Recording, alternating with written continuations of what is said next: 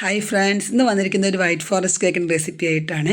അപ്പോൾ ഇതിൻ്റെ സ്പഞ്ചിൻ്റെ വീഡിയോ ഞാൻ കഴിഞ്ഞ പ്രാവശ്യം ഇട്ടിട്ടുണ്ട്. അപ്പോൾ നല്ല ഹൈറ്റിൽ നല്ല സോഫ്റ്റ് ആയിട്ടുള്ള ഒരു സ്പഞ്ചിൻ്റെ വീഡിയോ ആണ് അത്. അപ്പോൾ ഒന്ന് കണ്ടു നോക്കണേ എല്ലാവരും.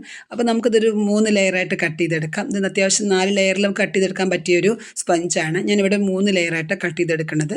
ഇനി നമ്മൾ ഇതിലേക്കുള്ള ഷുഗർ സിറപ്പ് തയ്യാറാക്കി എടുക്കുന്നുണ്ട്. അപ്പോൾ അതിന് വേണ്ടിയിട്ട് നമ്മൾ ഒരു അരക്കപ്പ് പാൽ, ചൂടുള്ള പാലാണ്. അതിലേക്ക് ഒരു 3 ടേബിൾ സ്പൂണോളം വിപ്പിംഗ് ക്രീമും അതുപോലെ തന്നെ ഒരു ചെറിയ പീസ് വൈറ്റ് ചോക്ലേറ്റ് നമ്മൾ ഇട്ട് കൊടുത്തിട്ടുണ്ട്. ഒന്ന് ചൂടാറി വരട്ടെ. നമ്മളിവിടെ 1.5 കപ്പ് വിപ്പിംഗ് ക്രീമാണ് എടുത്തിരിക്കുന്നത്. നന്നായിട്ടൊന്ന് ബീറ്റ് ചെയ്തെടുത്തിട്ടുണ്ട്.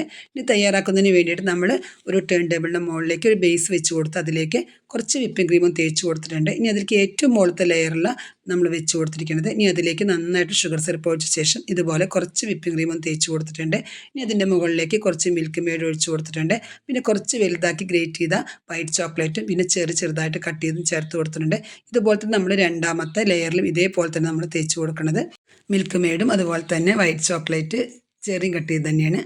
ഏറ്റവും ലാസ്റ്റത്തെ ലെയറാണ് നമ്മൾ ഏറ്റവും മുകളിൽ വെക്കുന്നത്. അപ്പോൾ അതിലേക്ക് കുറച്ച് വിപ്പിംഗ് ക്രീം ഒന്ന് തേച്ച് കൊടുത്ത ശേഷം എല്ലാ സൈഡും ഒന്ന് ക്രം കോട്ട് ചെയ്തെടുക്കുന്നുണ്ട്. അപ്പോൾ ആ ക്രംസ് ഒന്ന് നമുക്ക് ഫൈനൽ കോട്ട് ചെയ്യുന്ന സമയത്ത് അതൊന്നും പെടാതിരിക്കാൻ വേണ്ടിയിട്ടാണ് നമ്മളിതിപ്പോൾ ഒന്ന് ക്രം കോട്ട് ചെയ്തിരിക്കുന്നത്. അപ്പോൾ ഇനി അത് 1 മണിക്കൂർ നേരം നമ്മളൊന്ന് ഫ്രിഡ്ജിൽ വെച്ച ശേഷം ബാക്കിയുള്ള ക്രീം എടുത്ത് ഇതുപോലെ ഒന്ന് നമ്മൾ ഫൈനൽ കോട്ട് ചെയ്തെടുക്കുകയാണ്. അപ്പോൾ മുകളിലത്തെ ഭാഗം നന്നായിട്ടൊന്ന് ലെവലെടുത്ത ശേഷം നമ്മൾ സൈഡിലും ഇതുപോലെ ഒന്ന് ലെവലാക്കി കൊടുക്കുകയാണ്.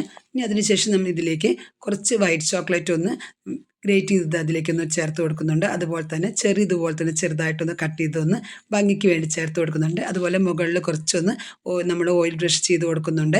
അങ്ങനെ മുകളിൽ നമ്മൾ കുറച്ച് ചെറിയും കൂടി വെച്ച് കൊടുത്തിട്ടുണ്ട്. അപ്പോൾ നമ്മുടെ വൈറ്റ് ഫോറസ്റ്റ് കേക്കിൻ്റെ റെസിപ്പി ഇഷ്ടമായിട്ടുണ്ടെങ്കിൽ ഒന്ന് ലൈക്ക് ചെയ്യാനും സബ്സ്ക്രൈബ് ചെയ്യാനും അതുപോലെ തന്നെ കമൻറ്റ് ചെയ്യാനും മറക്കല്ലേ.